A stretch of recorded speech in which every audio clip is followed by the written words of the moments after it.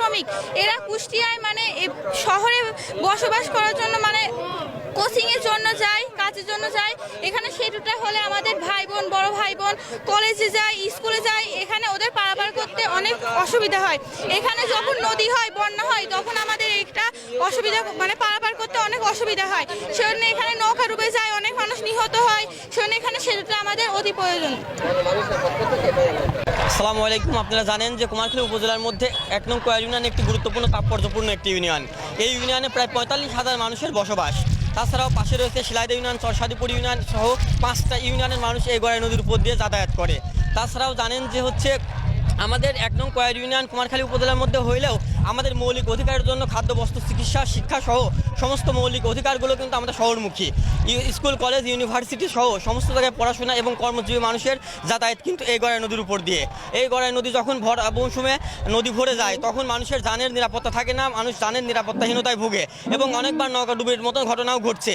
এবং যখন একটি মানুষ ডেলিভারি রুগী নিয়ে যাওয়া হয় তখন এইদিকে হয় কুমারখালী না হলে এই হরিপুর দিয়ে ঘুরে যেতে হয়। সুতরাং আমরা চাই, এবং আপনারা জানেন যে এই কয়া ইউনিয়ন অনেক জ্ঞানীগুণী মানুষের বসবাস। অবিভক্ত বাংলার ৩বারের মুখ্যমন্ত্রী মৌলানা শামসুদ্দিনের বসবাস কয়া ইউনিয়নে, এবং ব্রিটিশ বিদ্রোহী অন্যতম মহানায়ক বাঘাযতীনের বাড়ি আমাদের কয়া ইউনিয়নে। তাছাড়াও আছে শহীদ আবরার ফাহাদ বুয়েটে নির্মমভাবে হত্যা হয়েছিল, তার বাড়ি আমাদের কয়া ইউনিয়নে। এবং জুলাই আগস্টের গণহত্যার সময় যে শহীদ ইয়ামিন, তার বাসাও কিন্তু এই সুলতানপুরে। আমি প্রধান শিক্ষক সুলতান। এখানে আমাদের প্রাণের দাবি, দীর্ঘদিনের দাবি। কয়া ইউনিয়ন সহ প্রায় 5টি ইউনিয়নের জনগণ এই পথে পারাপার হয়।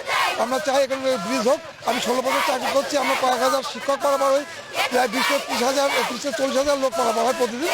আমরা চাই এখানে ব্রিজ হোক, এবং বর্তমান সরকারের দাবি যে আমার দাবিটা পূরণ হবে অতি শীঘ্রই। এখানে সেটা